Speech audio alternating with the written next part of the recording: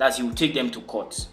መጋቢያችን በጣም ተበሳጨና ወደ ፍርድ ቤት ወይም ደግሞ መከሳቸዋለሁ ማለት ጀመረ። Pastor said by the time he finishes with that company, there will be nothing remaining from that company. ያም ድርጅት አንዴ ነገር ብቻ ልፈልገው እንጂ ድራሻቸውን ነው ማጠፋው ማለት ጀመረ። Immediately pastor heard that voice.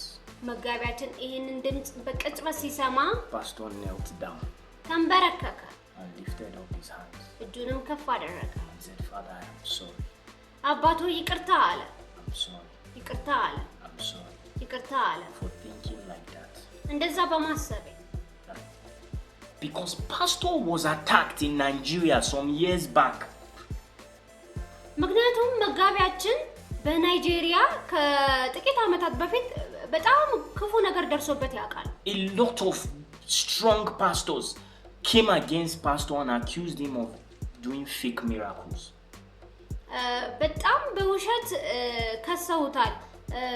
የስተት ተአምራት ነው የሚያደርገው ይያል። The voice of God spoke to him right there. የእግዚአብሔር መንፈስ በዛው ጊዜ ተናገረው። God told him. እግዚአብሔር ተናገረው። Okay, so you are now big. አሁን አንተ ትልቅ ነህ አለው። Now you are now a strong man. አሁን አንተ ብርቱ ሰው ነህ።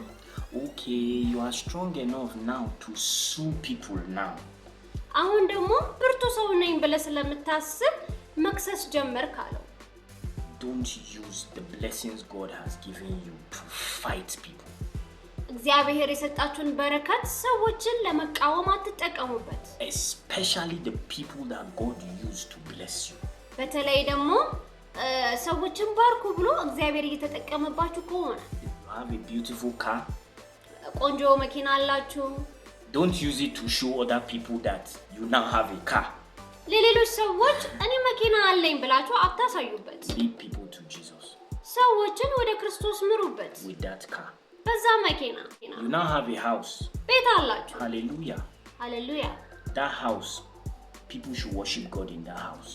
በዛ ቤት ደግሞ እግዚአብሔርን ሰዎች ማምለክ አለባቸው. People should read the Bible in that house. በዛ ቤት ውስጥ ሰዎች መጽሐፍ ቅዱስን ማንበብ አለባቸው. People should accept Jesus Christ in that house. ሰዎች ኢየሱስ ክርስቶስን መቀበል አለባቸው. You can now ቤት ውስጥ. And that's why today ለዛም ነው ዛሬ pastor is all over the world. መጋቢያችን በዓለማችን ዙሪያ ያለው. Because he didn't let the pride in South Africa get into his head. ምክንያቱም በሳውዝ አፍሪካ ያለው ኩራት ጭንቅላት ውስጥ እንዲገባ አልፈቀደለትም.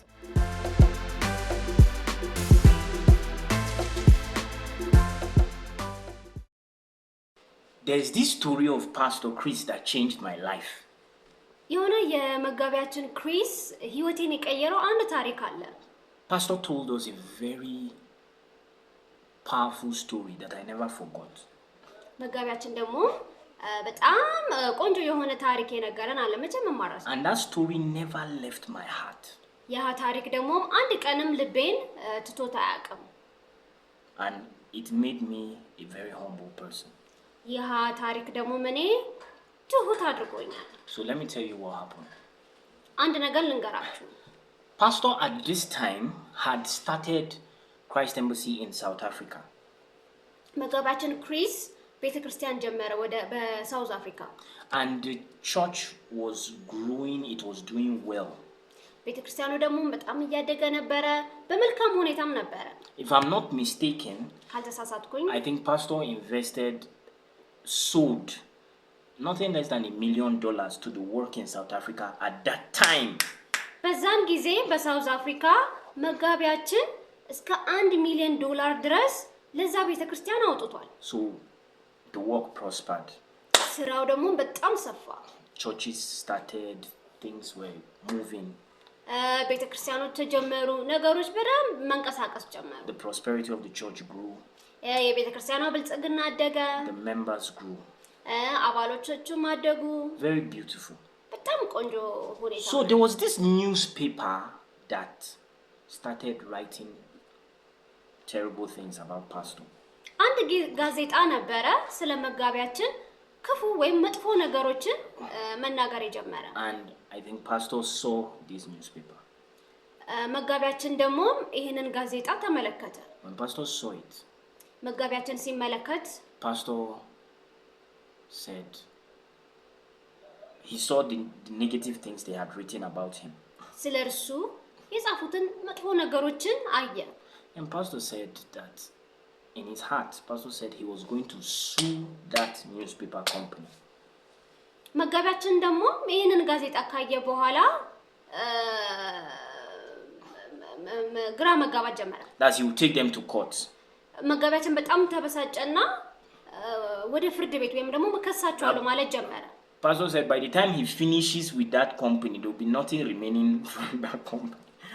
ያም ድርጅት አንዴ ነገር ብቻ ልፈልገው እንጂ ድራሻቸውን ነው ማጠፋው ማለት ጀመረ። So Pastor said it in his heart.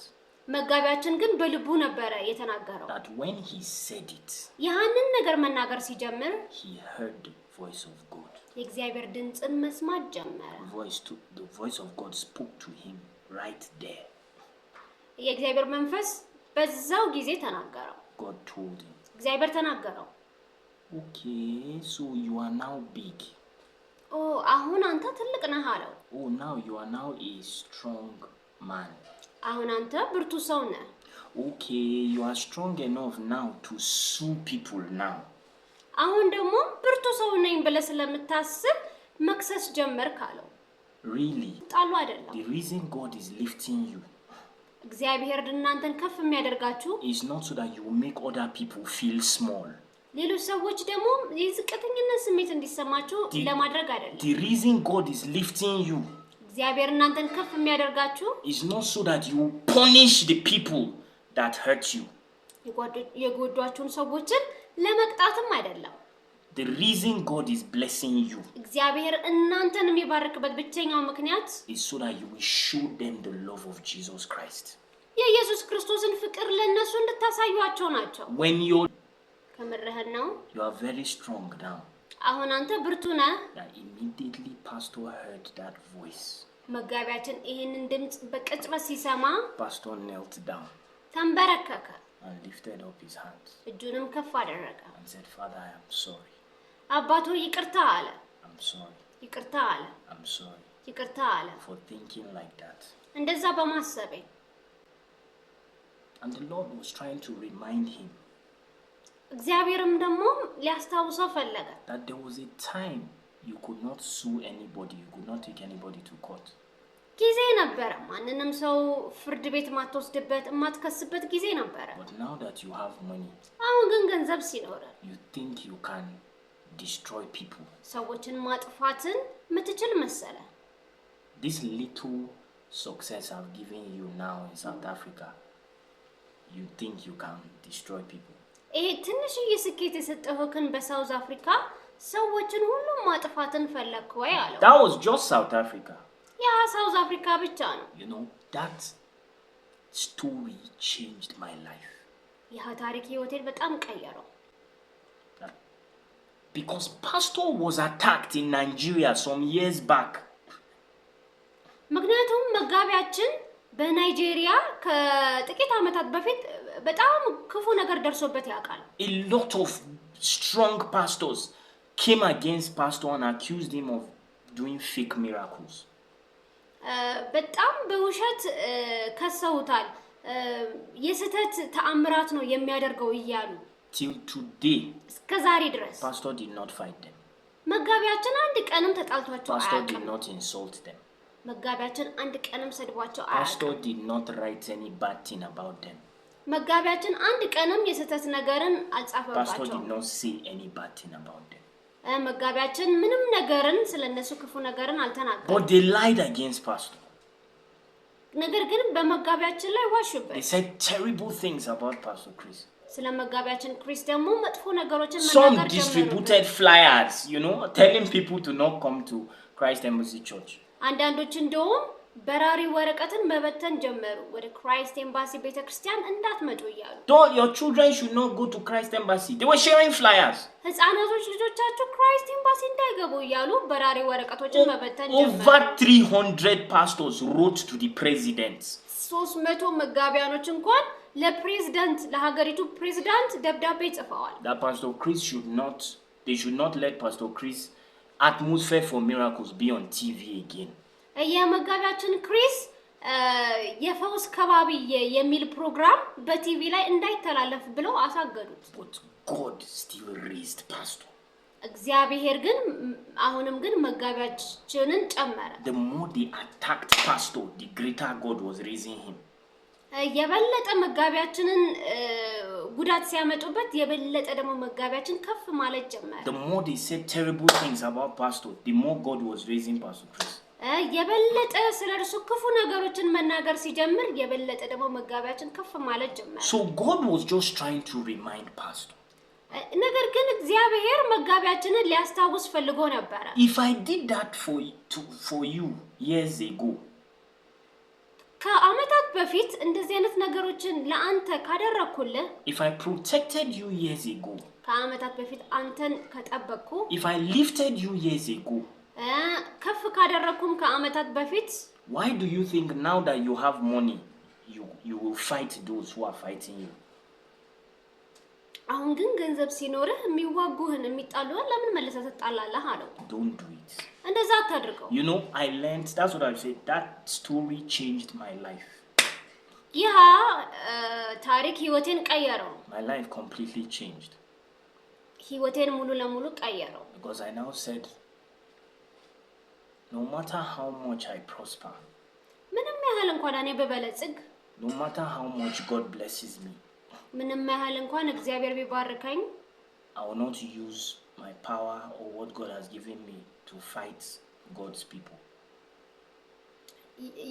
የተሰጠኝን ኃይል እግዚአብሔር ሰዎችን ለመቃወም አልጠቀምበት Or other people.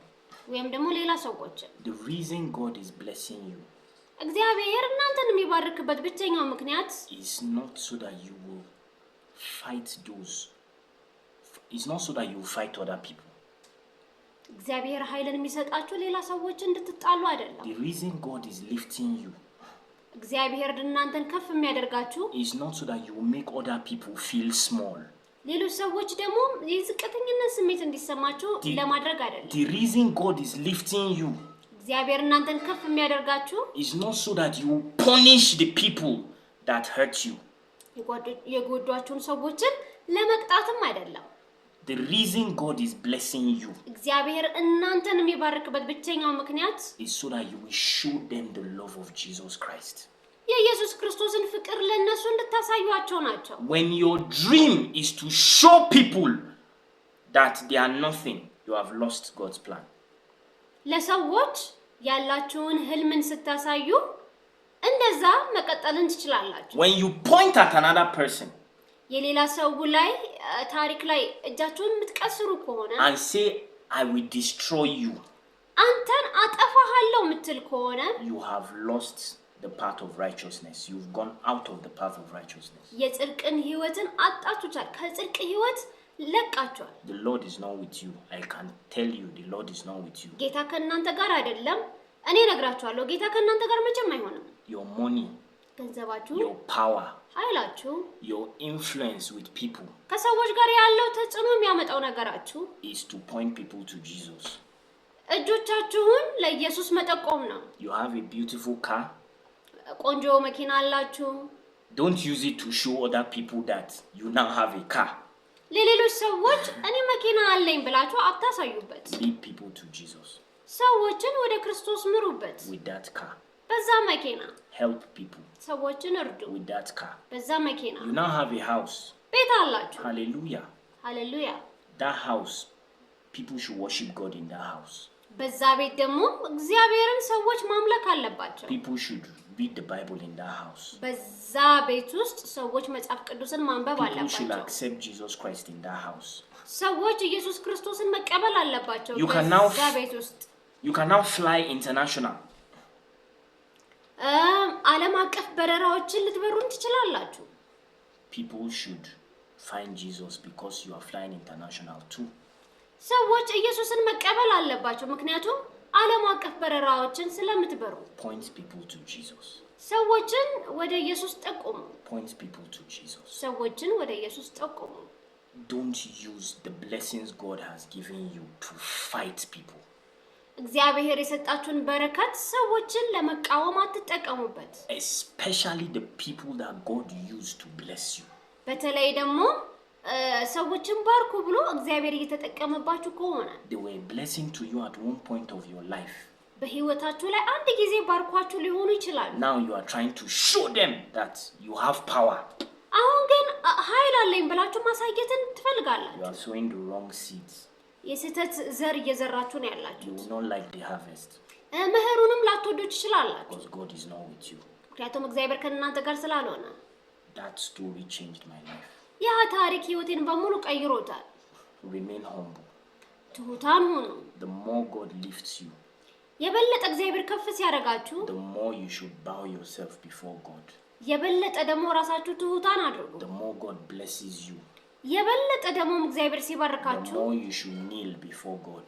በእግዚአብሔር ፊትም ደግሞ ተንበርከኩ። The more God carries you up, የበለጠ ደግሞ እግዚአብሔር ከፍ ሲያደርጋችሁ the more you should lie and worship God more.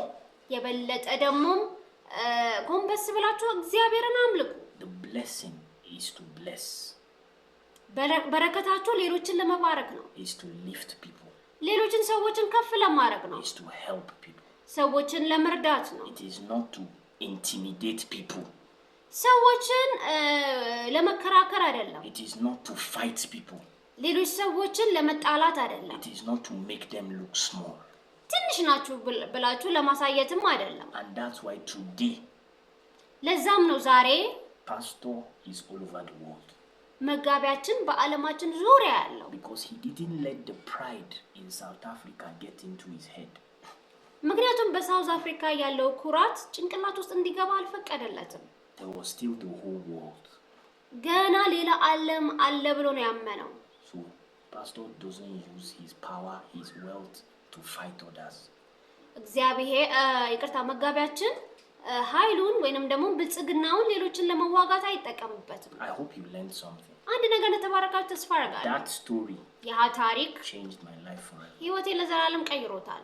I made up my mind. I will never use what God has given me to fight people. እግዚአብሔርን የሰጠኝ ነገርን ሰዎችን ለማዋጋት መቼም አልጠቀምበትም።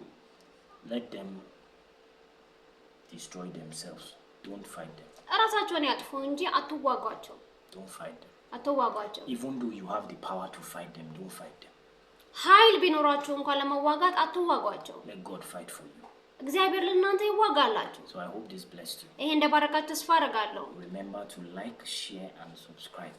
ላይክ፣ ሼር እና ሰብስክራይብ ማድረጋችሁን አትርሱ። And remember, እና አስታውሱ a life without Jesus is a useless life. ህይወት ያለ ክርስቶስ ጥቅም የሌለው ህይወት ነው። You don't have a life without Jesus. ያለ ኢየሱስ ህይወት የላችሁም። So I'll see you on the next one.